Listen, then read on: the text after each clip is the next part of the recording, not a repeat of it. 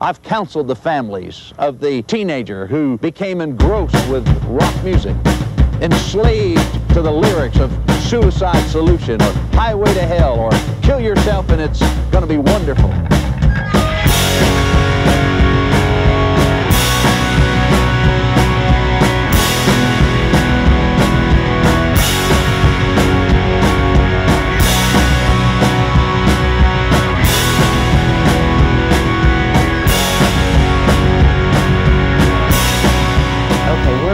Adams Morgan, which is kind of in the middle of Northwest DC, which is just a neighborhood with bars, restaurants, stores. We're just kind of in between like the zoo and like the Capitol.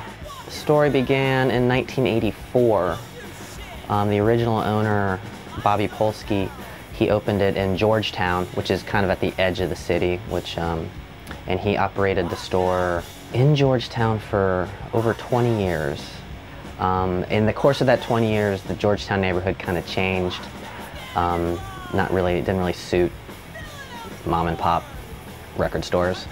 So he was actually going to shut it down, and some employees, myself included, just asked him if we could take it over, and he said, yeah.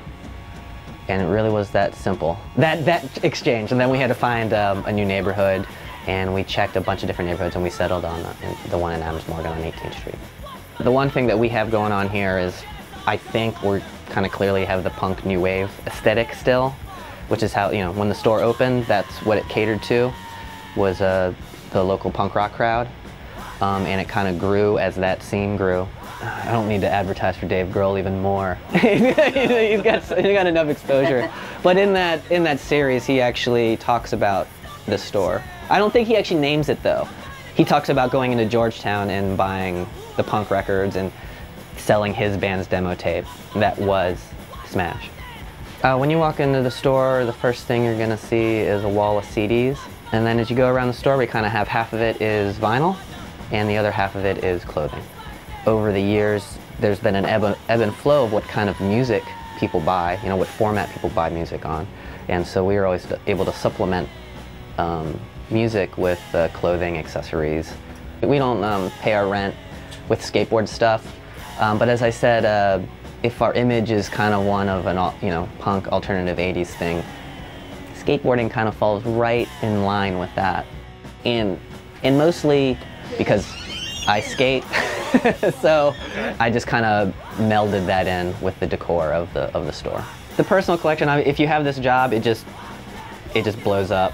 There's no way around it. Even if you try not to build a collection actively, like there's just no way around. You accrue so much stuff. So your corner of your house, you just get more and more and more records, which is an awesome problem. Except when you're moving.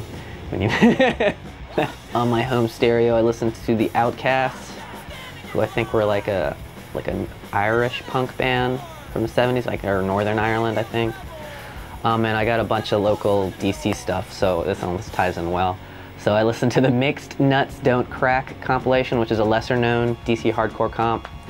And I listened to the 007-inch, which is a real banger. And it's never been reissued for some crazy reason. I don't know why. It should be.